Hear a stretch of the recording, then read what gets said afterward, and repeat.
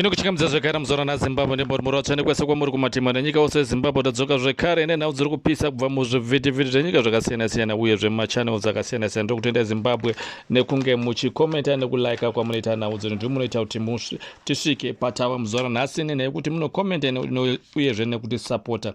Ndiri kutenda Zimbabwe ndichida kupinda munhau dzatinadzo muzora nhasi apa tiri kuona ZDF Zimbabwe Defence Force General tetinoziva Emmanuel Matatu avataura kuti pane njodzi hombe yakakurisa zvakanyanyisisa panhau yatiinayo munyika muzuva ranhasi. Vakakurudzira vachitaura nemajournalists eZBC vakakurudzira kuti Zimbabwe inofanira kuti inge ichiita kodzero dzevanhu kunyanya. Vakareva ivo kuti kodzero dzevanhu kunyanya dzakamira kudaizvi, especially maererano nesituation yatiinayo muzuva ranhasi. Vakati nyika inofanira kuti inge ichiita maelections. Tisingazive zvanga zvitaurwa naWamatatu izvi zvichazofamba sei nenhau yekuti tiri kuziva kuti vaMnangagwa vakatoendesa mberi kuti bill constitution itsva inge iriyo inenge ichishanda, iyo inova inorambidza kuti maelections anga asingaitwe muna 2028. Asi vaMatatu vati regai vangotaura ivo vakamirira divi remilitary, havasi kutora nezvepolitics or havasi kutora kana side, asi vati ivo zvido zvevanhu kunyanya ndozvakanaka kunge zvichiitwa, kwete kuti nyika ite bongozozo, nyika ite manyamamiro norongo zvatiri kuona muzuva ranhasi.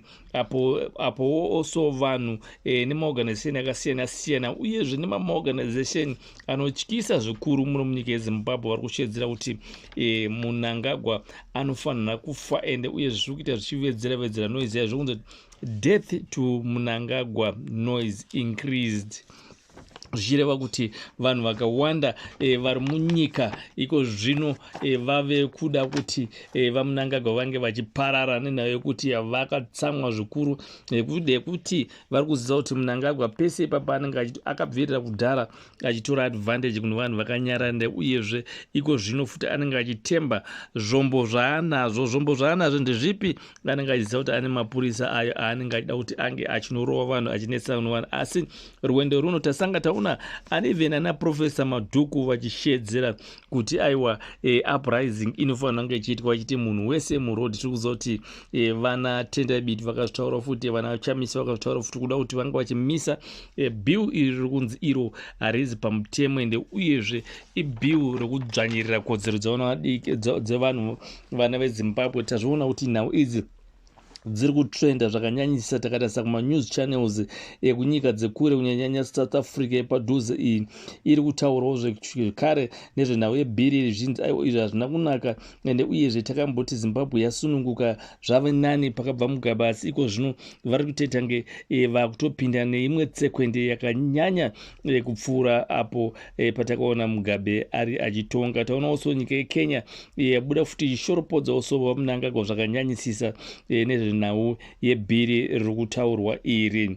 Tenda also tiri pakati peKenya ikoko kwatinoziva kukuraramira uyo anga mhenge ari muminista munyika ino yeZimbabwe paakatiza tandaniswa nanava Mnangagwa the Lacoste faction akatizira kuKenya anoitwa yaJonathan Moyo. Tamuona ari pakunge iye achiita debate or vachinjana mashoko maererano neconstitution iyo iri kupushwa naMnangagwa naZiyambi. Jonathan Moyo vanga vachisangana navamuprofesa vanoitwa ivo Justice Mavedzenge vanoshandira vari kuUniversity of Cape Town vachidhibheta vachitaura nezveconstitution. Pataona vaJonathan Moyo vataurirwa chokwadi apa, vakasiyiwa pachena vachiudzwa kunzi hazvigoni kuti bumbiro remutemo ringe richichinjwa muchinjirwo iwowo, zvichireva Jonathan Moyo kudzidza kwake hakuzi kudzidza kwokuti ndiprofesa, asi kudzidza kwokuziva zveZANU-PF chete. Yes, he must go kuti aite professor opate the habit of chitepo apa panoitwa zvepolitics dzeZANU-PF, kwete kuti aprofesa wokuti anenge achitungamirira vanhu oro wokuti anenge aitaura nezvinayeconstitution ndekuti ari kure nazvo zvachose. Maprofesa azonyatsomuudza justice Mavedzenge vazonyatsomutaurira chokwadi kuti iwewe hapana chaunoziva. bill masection ese ari kutaura kuti anofanira kunge achichinjwa, hazvifanira kunge zvichidaro apo pataurirwa kunzi imimi bill iri makarinyora sei, ende uyezve wanga uchikwana papo kuti unge uchiadvisa kuti panga pachiitwa kuchinjwa bumbiro romutemo nenyaya yekuti dai bumbiro romutemo dai iwewe wanga uchinyaziva kuti uda kuparticipata mune zvekuti bumbiro romutemo rigare riitire zvinhu zvakanaka kuvanhu, waidzoka muZimbabwe wonyatsotsanangurira vanhu vaZimbabwe, kwete kuti iwe unoenda paSpaceX uri kuKenya uko uchitaura nezvebumbiro romutemo remuZimbabwe mausiri kugara, ende uyezve mauri kutya kudzoka. Dzoka tione kana uchizviti iwe uri munhu akasimba anga achiudzwa Justice Mavedzenge kuti dzoka unyatsoona utaurire vanhu veZimbabwe zvauri kutaura iwewe zvichibva futi.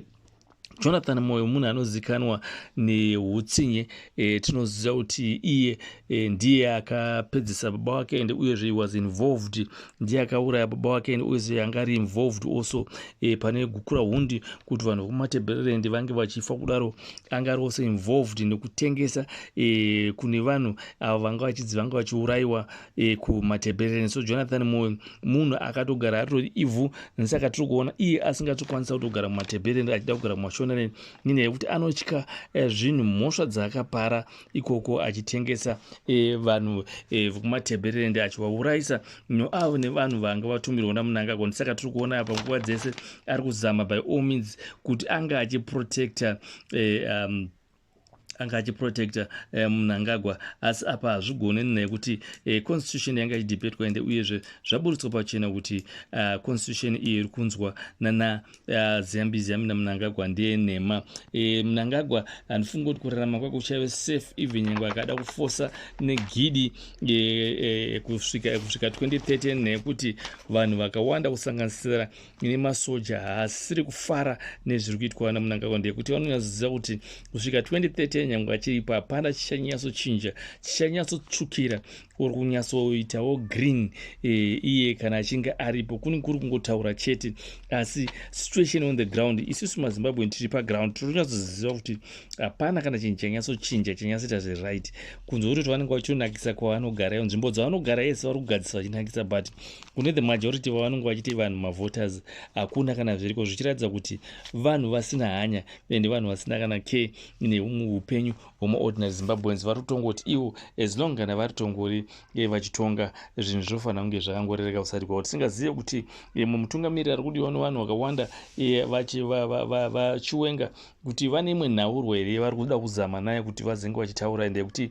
kunyarara kwacho kwatoratidza kuti vachiwenga he was defeated kudhara nemafacts and also he is outnumbered mucabinet. I think ndo zvimwe zviri kuita kuti abva atonyarara, ndekuti ari kutotya, akutotyira upenyu hwake chiwenga, ndisaka kubva kutonyarara kwaitawo. Ende uyezve I think access yekumilitary haisina kunyatsowanda, ende uyezve haasina kunyatso nepower rakasimba kuti ange achikwanisa kuconvinza army kuti inge ichimusapota. Zvinhu zvinoda kuchemedza vanhu veZimbabwe, asi hapana pasingaperi, asi tokunda chete ende tichawinda, ende tinoramba tichiti no to 2030. Ndotenda muZimbabwe ndotimaona zvakanaka.